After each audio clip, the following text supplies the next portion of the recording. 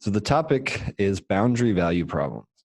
And I'm starting out here with a comparison to something that we already know of, which is initial value problems.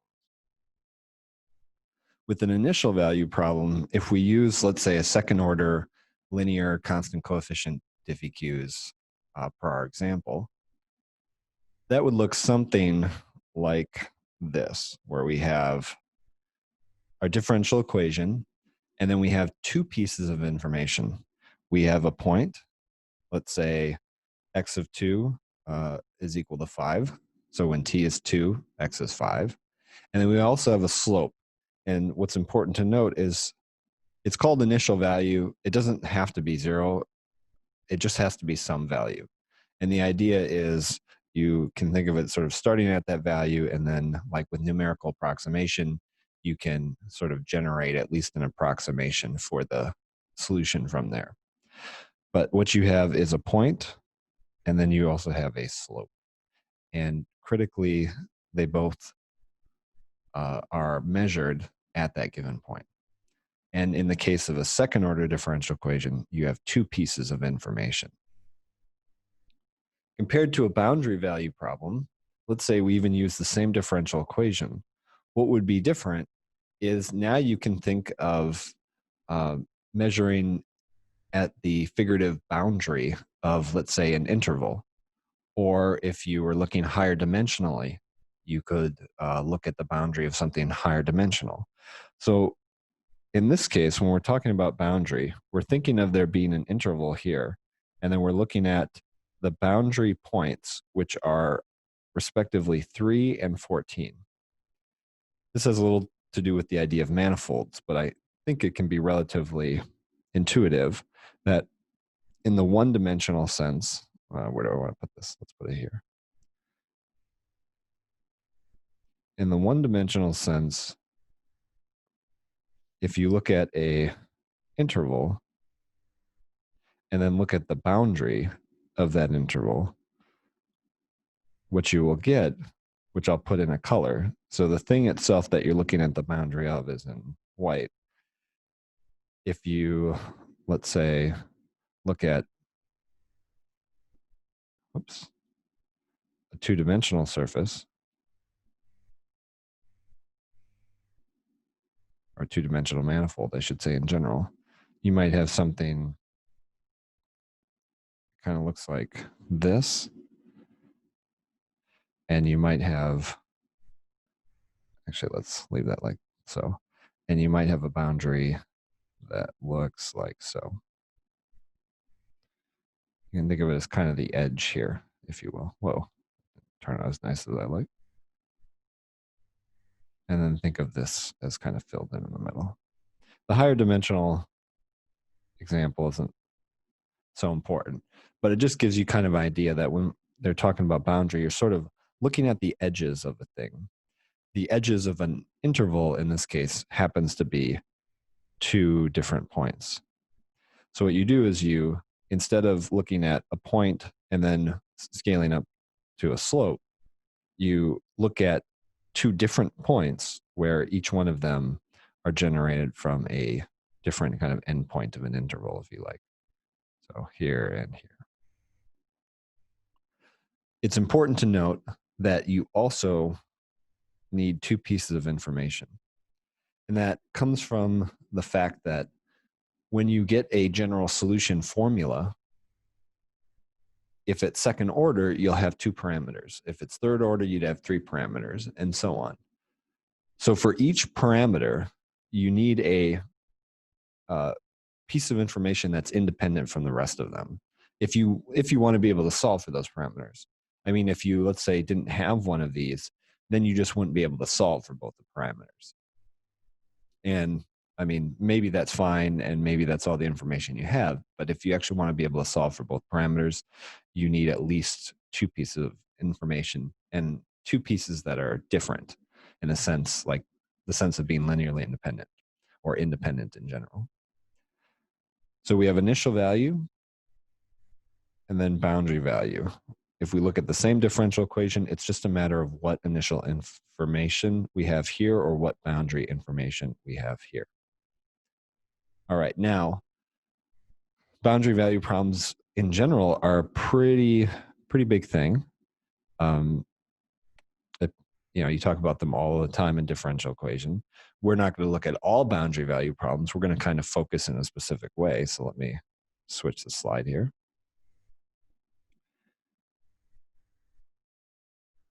And let's look at, let's say, one such example of the types of boundary value problems that we'll care about.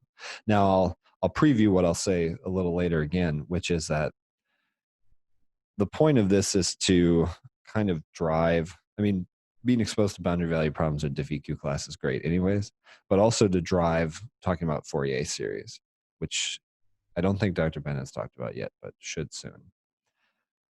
So it's the boundary value problems we're looking at here are meant to set up an idea in Fourier series.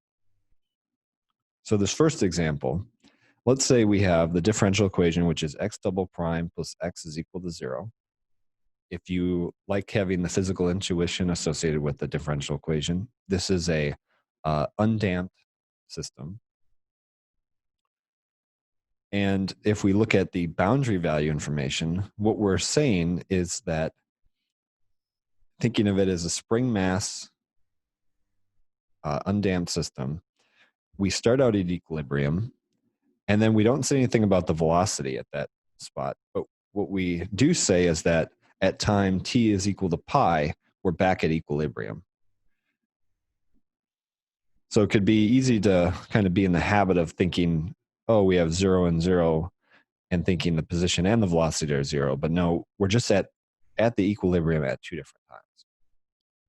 So we have kind of two different snapshots in the spring mass system, that at time t equals 0, we're at equilibrium, but we could be going upward or downward at a really high magnitude velocity. We're not saying otherwise.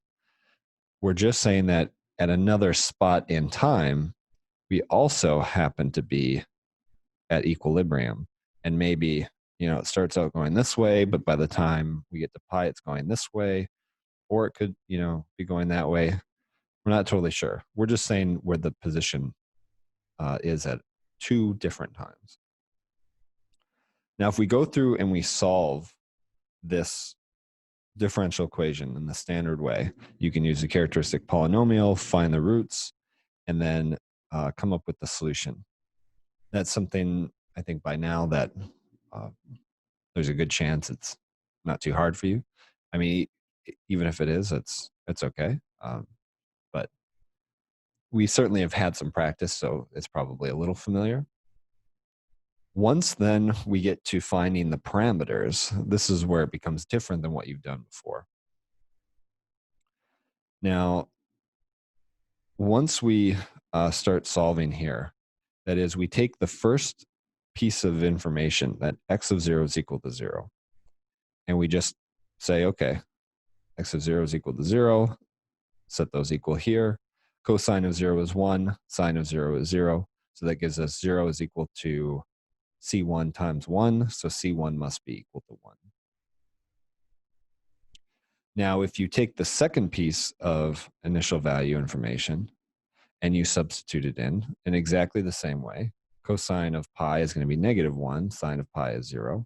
So what you now get is 0 is equal to negative C1, which says, again, the same thing, that C1 is equal to 0.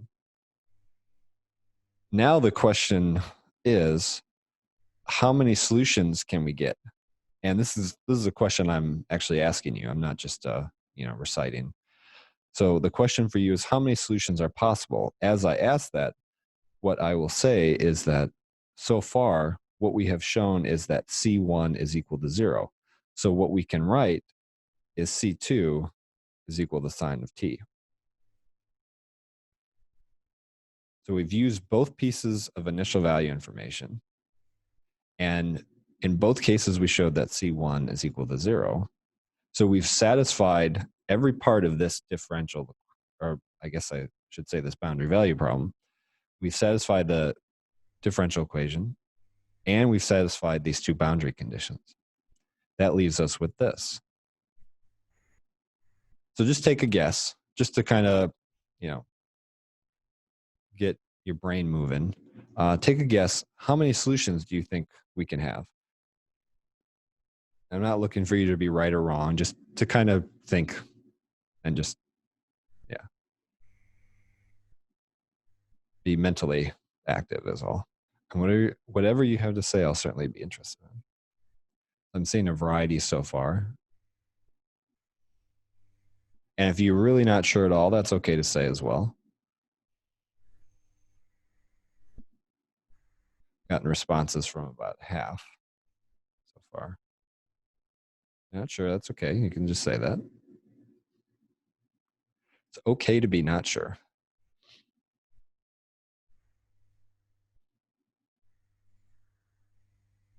In fact, I don't claim I've set it up well to make it clear. So I would not be surprised at all if not sure is the answer. Okay, but now we've gotten some good chunk of responses. I think that's most people. So thank you for the responses. I appreciate it.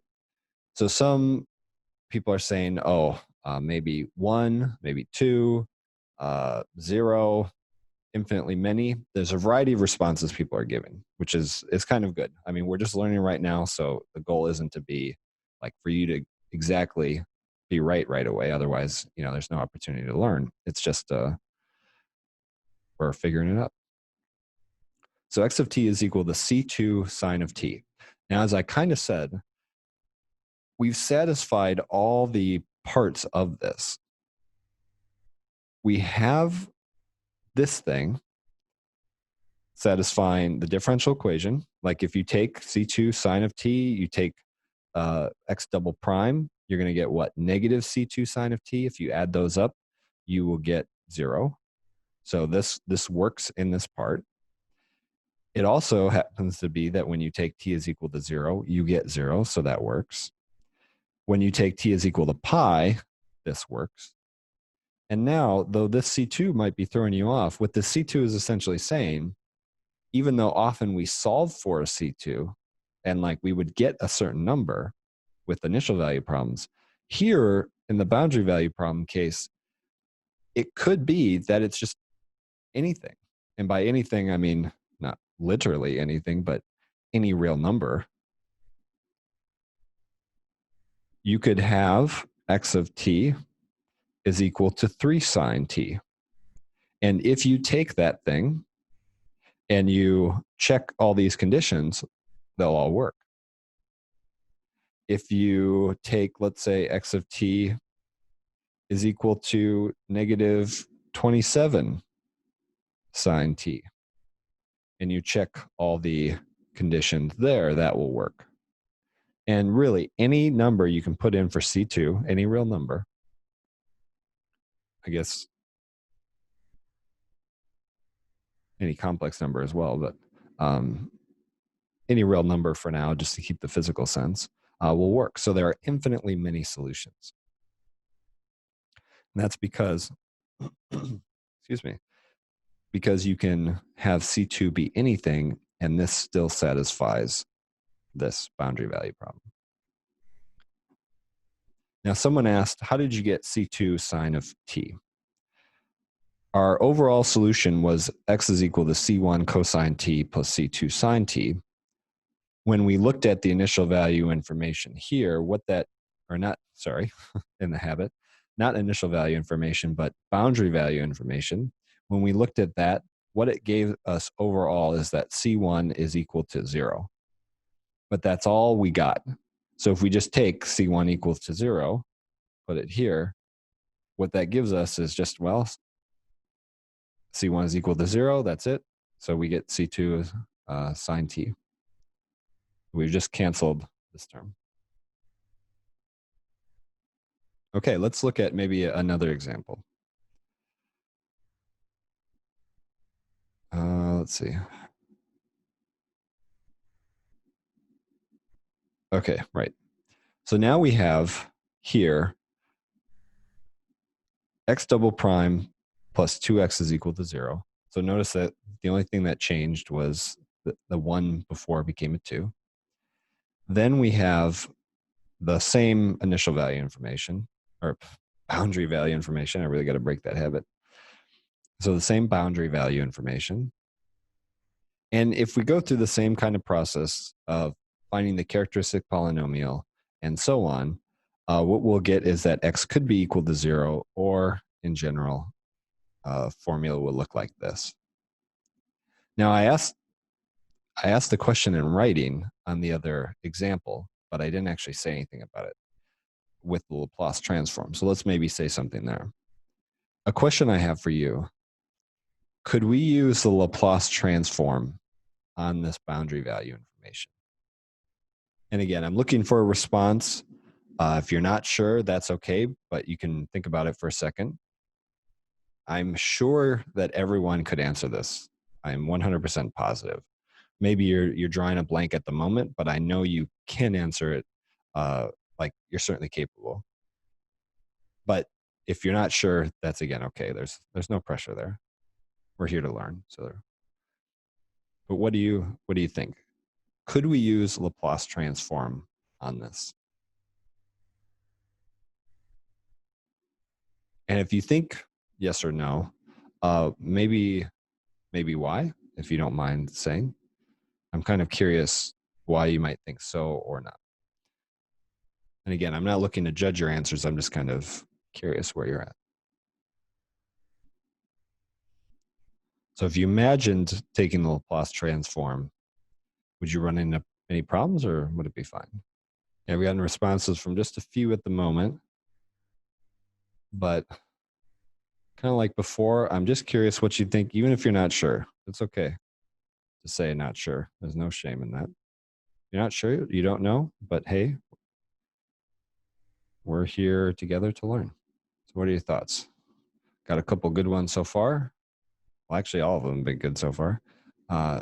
So I'm kind of curious to see what the rest of you think. Okay, good. That's a good chunk of people. So thank you for those who gave a response. I appreciate it. It's always nice to know what you're thinking. In fact, it'll turn out that you can't use Laplace transform.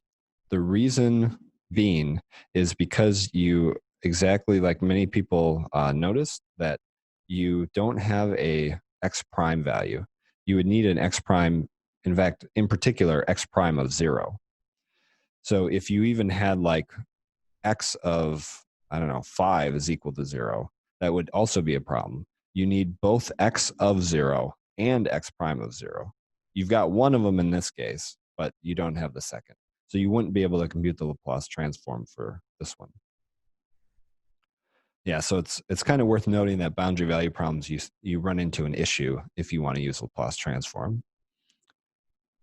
Good.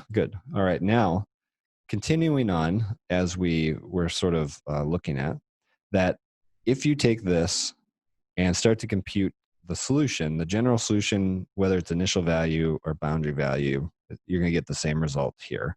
And you can use the characteristic polynomial to get there. Not the Laplace transform, but the characteristic polynomial. Then what you can do, just like before, is substitute in for t 0. So t is 0 here. And then x is equal to 0. If you substitute that in, just like the last example, you're going to get c1 is equal to 0. Now, sorry, what's stifling on? Now, if you substitute in the information x of pi is equal to 0 into this, what that will give you is this here. So taking these and combining the information gives you this. Now, unlike in the other case, since sine of root 2 times pi, since that is not equal to 0, because you'll only have it sine be 0 when this argument is an integer multiple of pi. If it was 2 pi, of course, it would be 0. Or if it was 3 pi or 5 pi or negative 2 pi, but it's root 2 pi. So it's not an integer times pi. In that case, this is not 0, and we know that for real numbers, if it's not 0, we can divide by that real number or multiply by the reciprocal. And then what that gives us is C2 is equal to 0. So now if you go back to this general solution formula, all that you have, once you substitute in C1 and C2, is you can only have x is equal to 0, because it's 0 times something plus 0 times something. So the only solution is x of t is equal to 0. Now, I mean this question to be straightforward. How many solutions do we have in this case? And it's not a trick question at all. And I'm only asking you just to get you in a sort of habit as we work through these problems. So how many solutions are possible if the only solution is x of t is equal to 0? Not a trick question. So in the other case, we had infinite number of solutions. Now, how many do we have in this case? And again, no trick.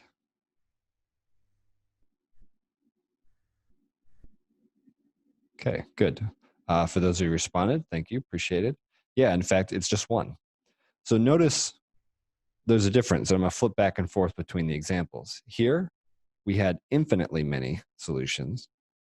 Here, we just have one possible solution. So we could have infinitely many because of this parameter could be any real number, or we could just have one, x of t is equal to 0. You could have either possibility. You could also have no solutions. How would you have that? Like, what would it take to have no solutions? So for instance, and this is a good thing to kind of think through quick.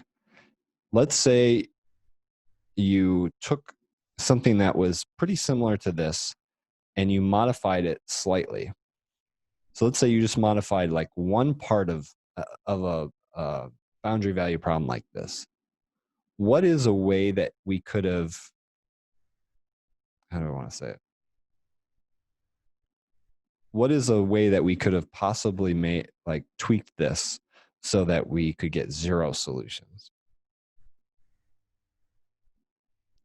And again, I'm not going to claim this is super obvious at the moment, but just to kind of get you thinking about it. So you're taking a guess. I'm not looking for you to be, right or wrong. I'm just kind of looking for you to, I don't know, think about it for a second and just kind of take a guess at it. So what might be a way to tweak this so that you get 0 solutions? We've seen there can be exactly one solution. We've seen there can be infinitely many. Could there be 0 / what might we do to get this to have a 0, have no solutions essentially? So just take a guess. It's just kind of making a very quick conjecture of, oh, I think if you change such and such, you get 0 solutions. I'm not thinking that's necessarily obvious. And if I'm looking aside, I'm just thinking about something someone wrote. Yeah, okay, we're getting some interesting stuff here. I like this. Interesting responses from you.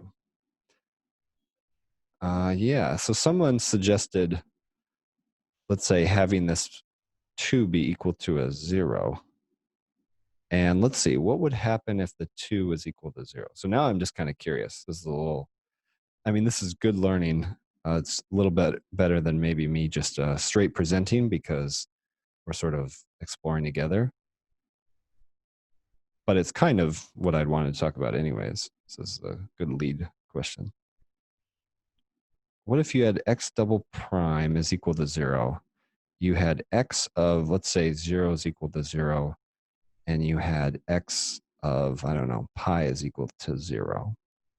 Would we have no solution in this case? I think x of t is equal to 0 is a solution in this case. But I think we're pretty close to finding something that wouldn't have a solution. Is that right?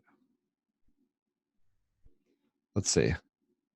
So what if we changed it so that these weren't necessarily 0? Maybe we changed one of them. That's the one I'm thinking of. What if we changed it so that it was like 5 and 0 or something. Let's try this.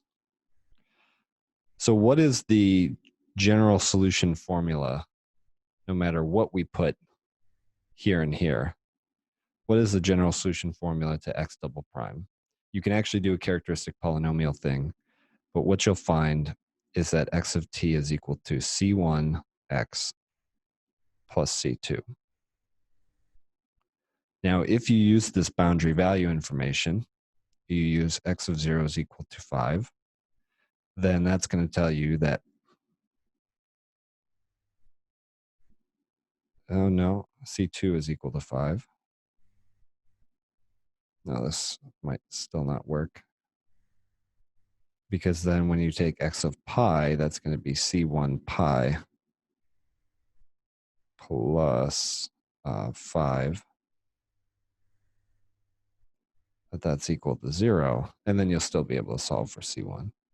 I don't think it's necessarily very complicated, but it's just not, I'm actually not sure offhand what it, how you get the no solutions. I have to think about it a little more.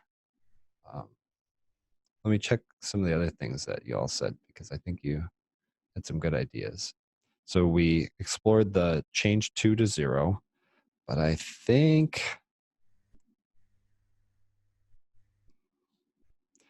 we could still get at least some solution in that case. So what are, get rid of a boundary point or use the same point for both boundaries? Yeah, like if you had both be 5, I think you're probably still going to have the same thing. I kind of, oh, actually, no, that was when we changed the 2 to 0. What if we tried it like this? X double prime plus 2x is equal to 0. And then what did we do here? What if we changed some of these? Maybe it won't even matter.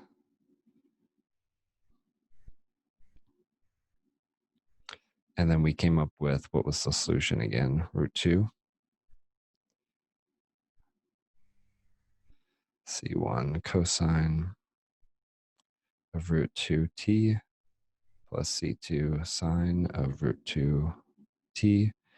And once you substitute in 0, you'll get 5 is equal to C1, so that's fine. And then once you're able to solve for one of them, that's kind of a problem there.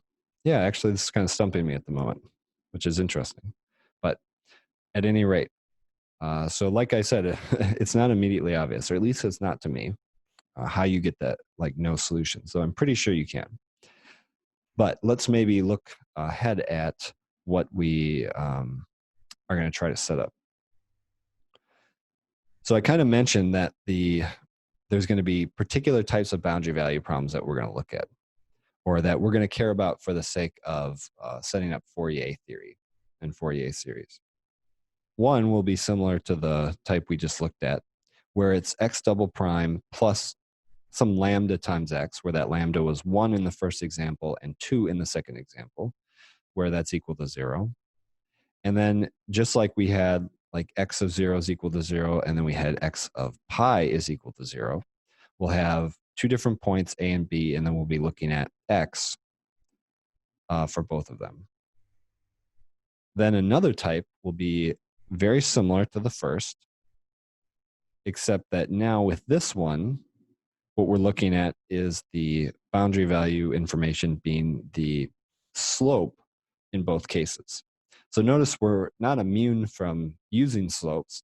It's just what distinguishes the boundary is that you either look at x in both cases or the slopes in both cases. We don't mix, like let's say x and the derivative of x.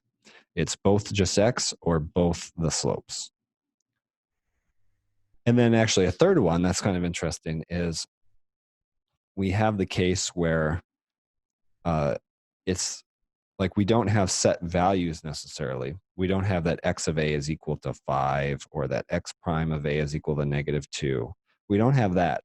What we have instead is just equality of the different endpoints, equality of the position, if you will, equality of the velocity, or equality of the value, and then equality of its derivatives. So we don't actually set them equal to a specific value necessarily. Now, in each of these cases, what we're going to care about are two things: eigenvalues and eigenfunctions. And this should be ringing a bell from talking about eigenvalues and eigenvectors from matrices. The notion of eigen whatever is that whether it's an eigenvalue, an eigenfunction, an eigenvector, that an eigen whatever characterizes whatever you're looking at. In the case of a matrix, it characterizes your matrix. You basically know all you could possibly want to know about the matrix by looking at its eigenvalues and eigenvectors in that case. And in the same way with the boundary value problem, we know essentially everything we would want to know about this system just by looking at the eigenvalues and the eigenfunctions. Now, what an eigenvalue and eigenfunction mean in this case are the following, and specifically looking at these types of boundary value problems, or BVPs. So we say there's an eigenvalue, namely this, and let me actually change the color so it matches up visually a little better.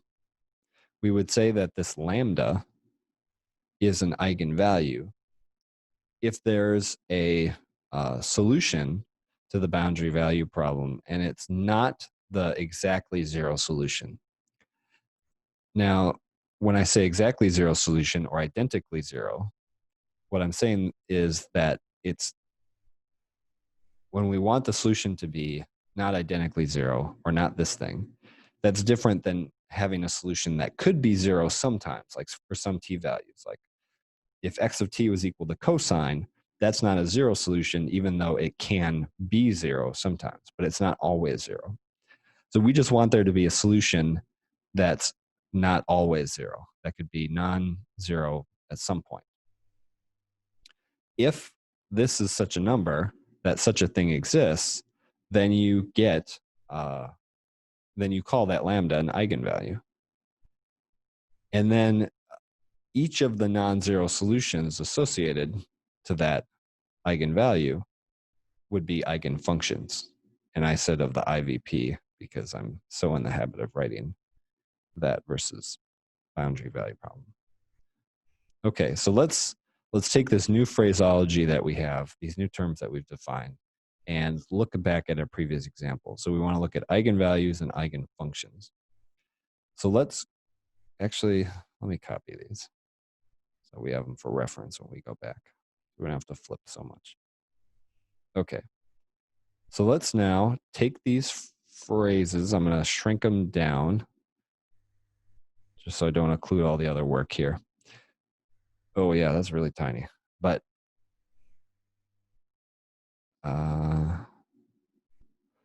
well, so you don't have to like look at totally two different ends of the screen. Let's maybe do this. And then I should be able to enlarge in this a little bit. Okay, that's, I think, a little more reasonable. So we call a number lambda an eigenvalue of a boundary value problem if there exists a solution that's not identically zero. So first, my question to you, and looking / hoping for response in the group chat. If this is our result of what the solution can be, is there a non-zero solution? And this may or may not be tricky. I'm not intending for it to be. There's no trick to it. Just, can there be a non-zero solution to this? Okay, thank you for those who gave a response. Yes, there can be. In fact, there are lots of them.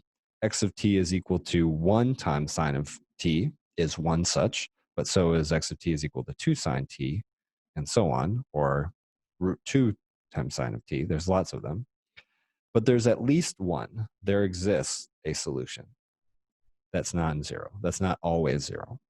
That means this number here that was out front is an eigenvalue. So just really simply, just to make the connection, just so you have some experience using this term, what is the eigenvalue here? We found that there is a non-zero solution. So what then do we say is the eigenvalue? What does this correspond to up here? And I ask, like, if you know where to look, it's very straightforward, but we kind of just covered this term, so it may not be clear where to look, which is kind of why I'm asking.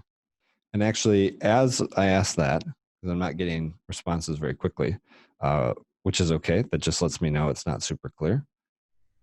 So if we go back here, notice when we're talking about this number lambda, we're talking about lambda in the context of these three things, which comes from this. Now, seeing where the coefficient falls, let's jump back. And if it wasn't clear before, maybe, hopefully it'll be more clear now. What is lambda in this case? Yeah, good. It's equal to 1. It's just what's in front of the zeroth derivative term, that coefficient. All right, now let's take the same terms, eigenvalue and eigenfunction, and let's look at example 2. So we saw that there was an eigenvalue of 1 and that there were actually many different eigenfunctions in a certain sense. Though, since each one of them is just multiplied by a different constant, you may say that the eigenfunction x of t is equal to just, or I shouldn't write it like that because I've sort of fixed. You may say the eigenfunction is, I don't want to write it, x of 1. I'm writing 1 because the lambda value is 1. If lambda was 2, I'd write x sub 2, just whatever the lambda value is. You might call that sine of t. And you might say that there is one eigenfunction, and there's one because if you just change this coefficient, you're sort of not really getting a linearly independent different function after that. Like 2 sine t is in some sense the same as 4 sine t. They're just, one's a linear multiple of the other. Okay, so there was eigenvalue, lambda is equal to 1, and then eigenfunction, x sub 1 of t is equal to sine t. And I got that just by looking at the non-sort of parameter part of this here. Now, if we ask the same set of questions to this one, let's see what we think here. So first, what is the eigenvalue of this here? And be careful. So really think, what does it mean to be an eigenvalue? And how does that correspond to this here? Yeah, good. So thank you for the responses, those who've given one so far. And if you're still thinking about it, that's okay. It's like, you shouldn't feel bad if you didn't respond. So yeah, this requires that there's some non-zero solution. So if you look, the only solution is exactly the zero function.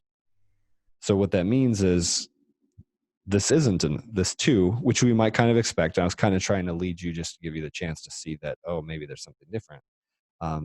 It's not like this 2 is automatically an eigenvalue. In fact, it's not, because there's no non-zero value to even start with. That means that there's no eigenfunction to find. So eigenfunction doesn't make any sense here because it needs to be associated with an eigenvalue. So there's no eigenvalue, and from that, no eigenfunction.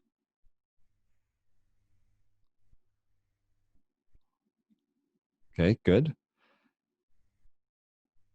Now, we're not really going to have time, but what you could do is you could run through all the different possibilities for, let's say, what lambda is, what A could be, what B could be.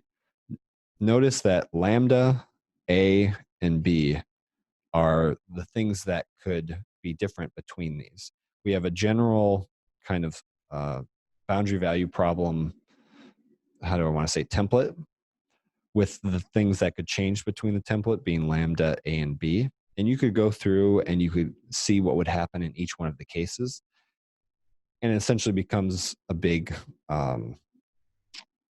mess of, if lambda is greater than 0, what's going to happen? Lambda is equal to 0, what's going to happen? If lambda is less than 0, what's going to happen? And so on. Made even worse if you also allow A and B to vary over the real numbers. Like, there's just a lot of cases to consider. Each individual case is not super complex, but there's just a lot of them to do. Because you have three, like for this first one, you have three possibilities for lambda: greater than 0, equal to 0, less than 0. You've got many possibilities for A and B both. So you could even try like fixing, let's say, let A be 0 and let B be pi, and kind of go that route.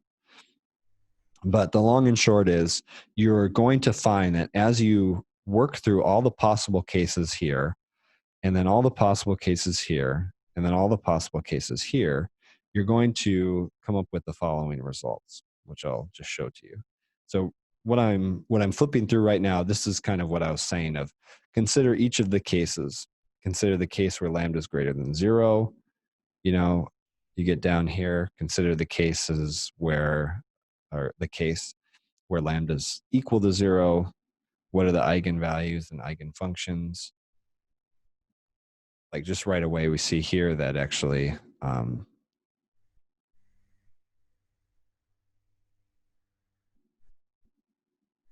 there are none. I was just thinking for a second. And then if you look at lambda less than 0, look and see what happens. But once you go through that, like what the work I just flipped through was just the work for this one. But if you also do that for the second type and the third type, here's what you come up with.